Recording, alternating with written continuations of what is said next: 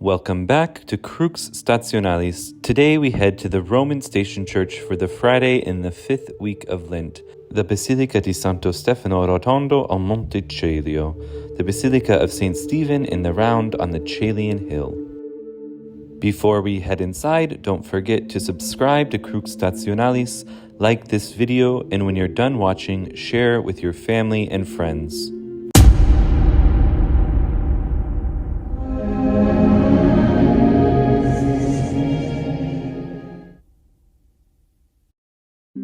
Santo Stefano Rotondo is an ancient basilica and titular church in Rome.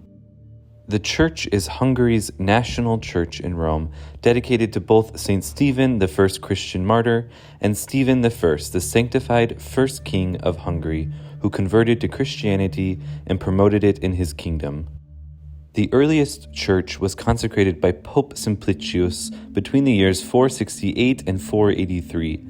It was dedicated to the proto-martyr St. Stephen, whose body had been discovered a few decades before in the Holy Land and brought to Rome. The church was the first in Rome to have a circular plan. Its architecture is unique in the late Roman world. Romans would have been familiar with circular mausolea, or temples, and later converted several into churches.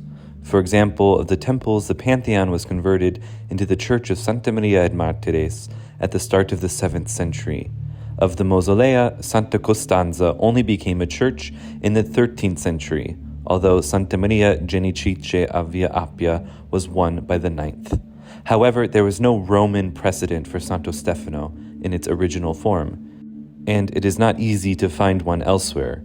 The Anastasis of the Holy Sepulchre was not then a church, but a mausoleum over the empty tomb, and only had one colonnade and ambulatory. The Church of the Holy Apostles, found at Constantinople by the Emperor Constantine, was the first one to be shaped like a Greek cross, and was imitated at Milan by St. Ambrose at the end of the 4th century. The best that architectural historians have been able to do is to suggest that Santo Stefano was a combination of these two inspirations. The outer wall is covered in a circuit of frescoes of 34 large panels dating from the years 1572 to 1585, commissioned by Pope Gregory XIII and depicting the sufferings of the martyrs. Each panel has an explanatory epigraph in Latin and Italian, explaining the terrifying and realistic depictions of torture and suffering. The cycle begins to the left of the entrance with the crucifixion and follows with the massacre of the innocents and the martyrdom of the apostles before continuing in chronological order.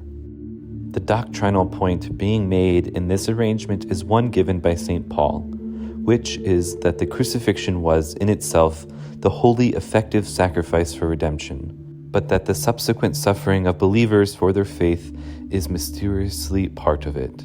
We even encounter this fresco depicting the martyrdom of St. John at the Latin Gate, whose station church we visit just the day after this one. Tertullian says that at Rome, St. John was put into a vessel of boiling oil, but he came out cleaner and healthier than he went in.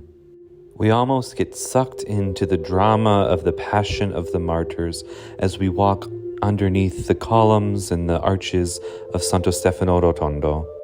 And out of the corner of our eye, we always are drawn back to the scene of the crucifixion, as Christ upon the cross stands at the top of Golgotha as a sign of contradiction for all times. That place we encounter each day as a church in the Holy Mass, where everything turns upon itself. Our sins become His mercy, our weaknesses His glory, if we allow Him to work. That same place where He gave to us His mother, the one who in her sorrows suffered along the way of the cross. We come to the Church of Santo Stefano Rotondo on the Friday of the 5th week of Lent, which is also the commemoration of the sorrows of Our Lady. She who in her life knew sorrow and fear, but none so great as seeing her beloved Son stumbling under the weight of the cross. She hears the jeering shouts from the crowd and has no power to help him. Pity and love are in her eyes as she gazes at his blood-stained face. To many around her, he is no better than a criminal, and her heart is breaking as she follows him to Calvary. This chapel of the Blessed Sacrament and of Primus and Felician is the only remnant of the 4 cross arms of the 5th century edifice. The wall frescoes depict the martyrdom and burial of Saints Primus and Felician, and the saints are depicted in a mosaic in the apse, which was commissioned by Pope Theodore I, who commissioned the entirety of this chapel.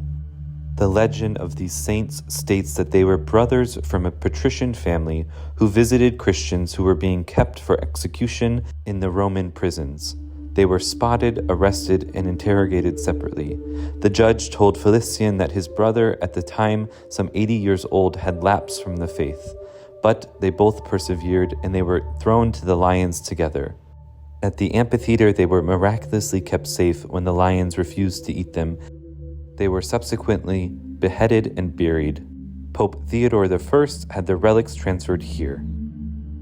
Now I invite you to walk around the church with me and take in its majestic glory.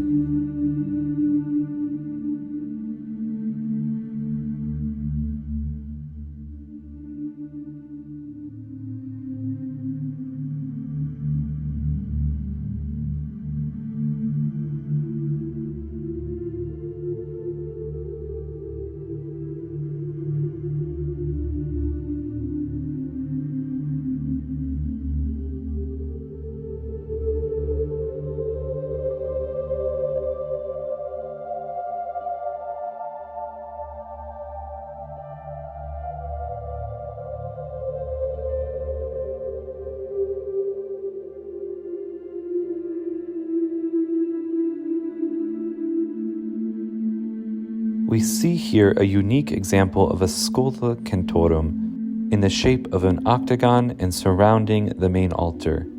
On the walls of the scola cantorum we find frescoes and reliefs depicting the lives of the saints.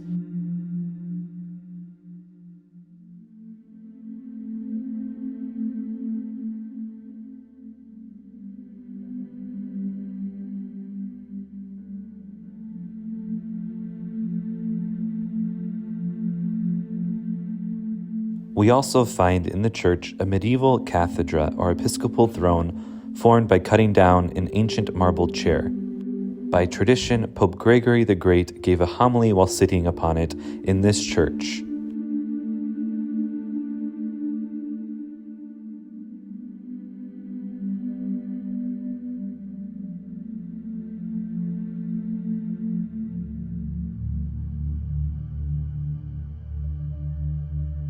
Thank you for joining us today at our Roman Station Church itinerary of Santo Stefano Rotondo al Monte Celio. I look forward to seeing you tomorrow at our next Roman Station Church. Don't forget to subscribe to our channel here at Crux Stationalis and to share this video with your family and friends.